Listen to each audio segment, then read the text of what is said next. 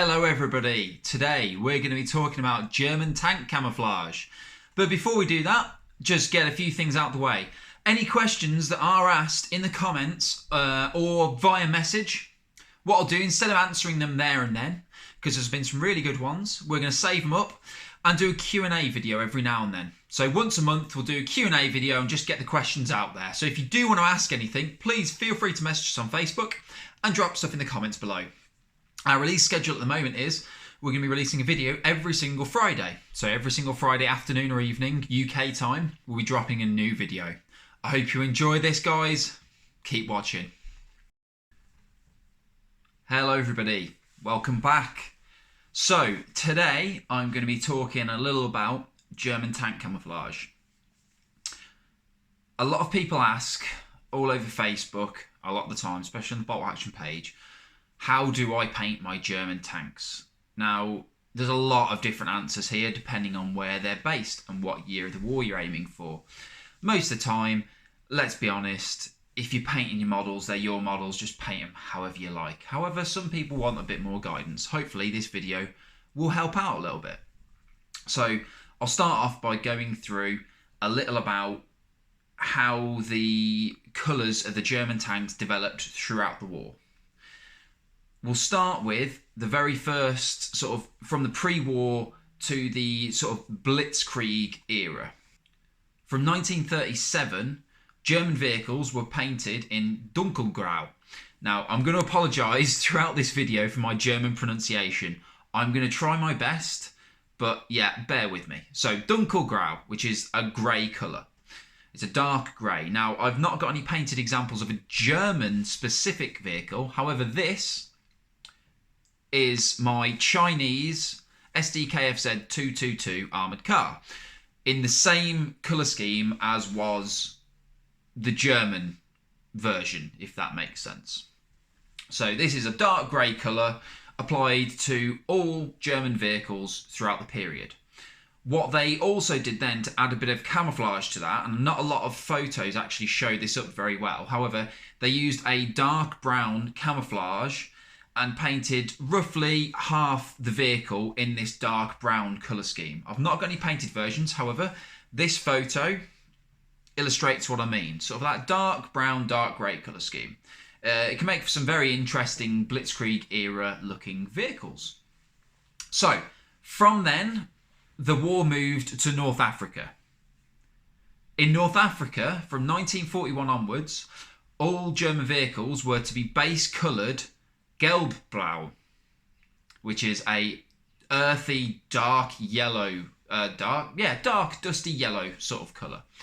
This is my 222 armoured car, and this is a 1/35th scale, so it's not a Bolt Action one, but it illustrates the point where you've got that sort of earthy yellow tone all over the vehicle. Now, a lot of vehicles were hurried into the desert with the original grey colour on them.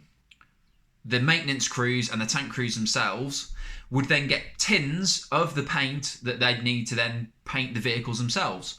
So you'd get an ad hoc yellow colour painted over the top of the grey. As you can probably see in the picture, I'll put up another picture now of the 222.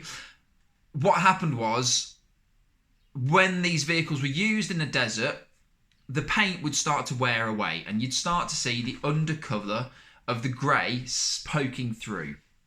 This can make for a really good weathered feel to your vehicles, and it adds a bit more colour and in-depth sort of feel when you're modelling for the desert. So, from the desert, a lot of the Germans moved from the desert to Italy. Now, what you see with a lot of Italian style vehicles, as illustrated by a couple of these, so I've got a half-track and a Hetzer, they're for my Italy-based armies. And what would happen is they'd go in there with their desert yellow colour, and the crews and maintenance crews would then apply other camouflage colours on top of this, including green and brown, as you can see here. From 1943 onwards, the Germans would then only produce vehicles out of their factories in Dunkelgelb. Now, this is probably one of the most famous colours, especially for your late war stuff, because everything would have been this colour. And Dunkelgelb is that very ochre yellow colour. This is the base colour all vehicles would have left the factory in to go out to the units. It was then down to the tank crews and the maintenance crews to apply the different camouflage colours. Again, these were Rotbraun, which is a red-brown colour, and Olivgrün, which is olive green. These made for very different camouflage schemes. Depending on where they were, depended on how they'd paint them. So you can see a lot of varied colour schemes and a lot of wacky sort of dot patterns and lined patterns, and it can make for really, really interesting modelling. And most vehicles, German vehicles then, would be quite unique in this sort of time period between 1943 and 1944. From 1944, the end of, roughly September 1944 onwards, the attempt was to make a standardisation throughout, which was they'd apply all the camouflage in the factory, not just the Dunkelgelb. This wasn't massively widespread. And the pattern that is well known, this sort of stripy pattern of red and green, was known as ambush pattern. I am going to attempt to pronounce it in its German. Bear with me. So it's Hinterhaltung. I think I've nailed that right, but it means ambush pattern. An ambush pattern here, I've painted a Wirbelwind in that ambush pattern. I've gone for a very bright colour here. It sticks out quite a bit on the battlefield itself, like on your tabletop, which is what I quite like. So you don't need to go anywhere near as bright as what I've got here, but it sort of illustrates the point of you can really tell the differences of colour, and it sort of blend into each other. From the late war period then, so we're talking very end of 1944 and mostly into 1945, German armour was rushed out of the factories a lot of the time in its red oxide paint. So you've got your sort of base layer, and then the red oxide goes over it to prevent rusting, and then there would be a base layer of Dunkelgelb applied on top. However, a lot of these tanks, like my Tiger here, were rushed out of the production line in their red oxide colour. Sometimes, like this other Tiger I've painted, they'd apply a camouflage pattern over the top.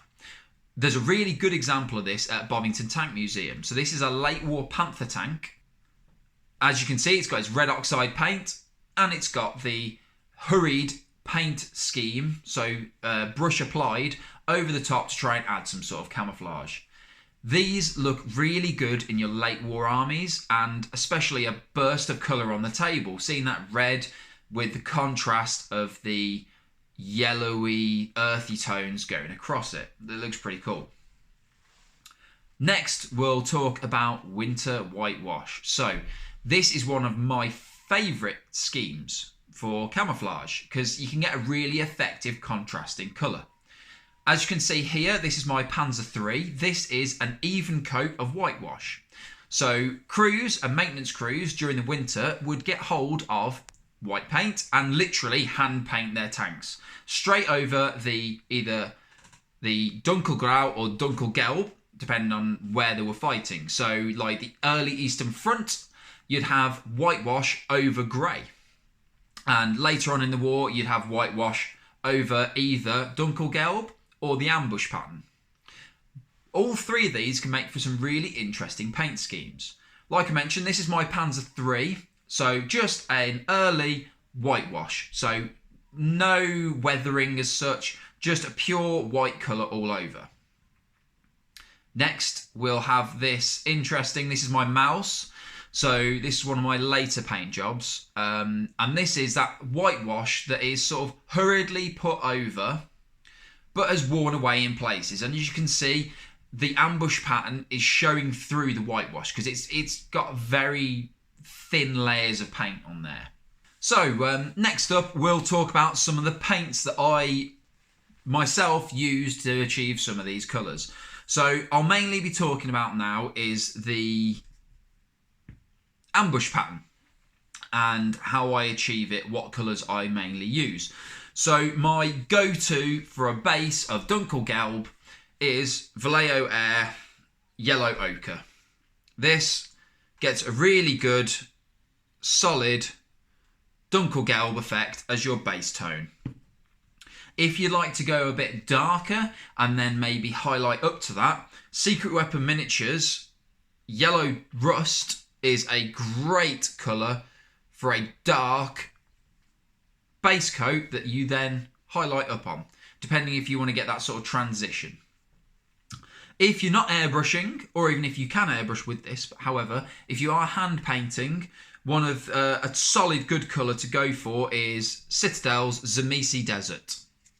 So as you can see there, it's got a pretty good yellow ochre feel to it, and it's pretty good for hand brushing on if you're not airbrushing. So they're my go-to base layers for Dunkelgelb. Now, your colours that are going over the top, your reddy browns and your greens, these can really vary. My particular favourites, depending on what I'm doing. So for my greens, a nice good starting colour is Vallejo Air Interior Green. I like that because it's got sort of like an olivey feel to it. It's pretty good. If you want to go a bit sort of cartoony like I have done with my Wirbelwind and have them a bit brighter, Vallejo Air's Light Green is a pretty good colour for that. Now, with these brighter colours, you're going to want to weather them down so it blends in a bit better and you get a really good effect that way. Again, if you're not airbrushing, a solid colour is Citadel's Lauren Forest. Really nice olivey green. So for the reddy brown, for my airbrushing, I use MIG Ammo's Rock Brown, so they're red brown. Pretty solid colour, and it's the right shade. Again, if you're not airbrushing and if you're going for hand painting, Citadel's Doom Ball. It's roughly the right sort of colour. You can mix in a bit of sort of fleshy colour if you want it a bit lighter. So those are the paints that I particularly use. When it comes to the whitewash, there's a few different effects you can go for. You can literally paint on white paint straight over the top, because there is actually some evidence to show that sort of sloppy paintwork. This Russian vehicle, or a couple of Russian vehicles here, from Bovington Tank Museum again, as you can see where it's literally been hand painted on all the whitewash. If you're going for something like what I did with my mouse, I use a chipping effect from MIG Ammo again. So you apply that with the airbrush and then you can literally paint over white and it sort of activates with water and it wipes it away. It's pretty cool. It looks right. So that's the paints that we'll use. Now move on to some good reference material. So when it comes to reference material, there are thousands of books out there. I'm going to sort of highlight a couple of really good ones that I've found and that are pretty good for ideas and for the history. So we'll start with one of these ones. This one I picked up in the works for like £6, and it's German Armour of World War II. That is by David Porter and Amber as the producer. Have a look. If you want the ISBN numbers of any of these books, drop it in the comments below and I'll hook you up with the ISBN numbers. This book is pretty good. It's got a lot of history, a lot of colour palettes. So there we go. There's a panther in whitewash scheme. Lots of side notes and lots of different vehicles. Really, really handy for doing any of your German armour. Next up from Osprey. This is by Chris McNabb. I've got several of Chris McNabb's books from Osprey and they're absolutely brilliant. This one is called Hitler's Tanks. And I said this is by Chris McNabb and published by Osprey. Again, lots of colour palettes, lots of original photos, and absolutely crammed full of information. Really, really good find. Next, we've got a one from MIG Ammo, and this one's specifically about SS colours. Now, this is aimed more at the modeller, and it is just packed full of colour palettes, colour pictures of different camo schemes that you can sort of have a go at, and a little bit of information in there. And then last up, we've got Panzer Aces, and this one is by Action Press. Again, it's I picked this up from Bovington Tank Museum. This one's specifically about tigers.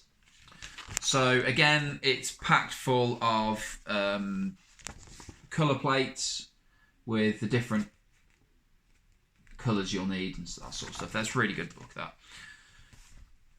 So one of the last things I'll talk about is the standardization of these colours. So there was something known as RAL, and still is, R-A-L. Now, I am not going to even attempt to pronounce this. This is what it means in German. If you can pronounce that, please get back to me, because it's a hell of a word. Now, RAL was the attempt to standardise all different colours. So a colour shade would be associated with a number. That number then would go into production and you'd have the paint associated with it. So theoretically, all German vehicles should have been the same colour or used the same colours. This scheme does still exist in the German military today. However, the colours that they use are very different to the colours of the Second World War. So that concludes my video on German armour and German tank camouflage. If you've got any questions, please leave them in the comments below. Also, if you've got any requests for future videos, hit me up, let me know. I'll see if we can record it. Thank you very much, guys. Don't forget to hit that subscribe button, hit the little bell icon to tell you when I've got a new video out, and I will see you next time.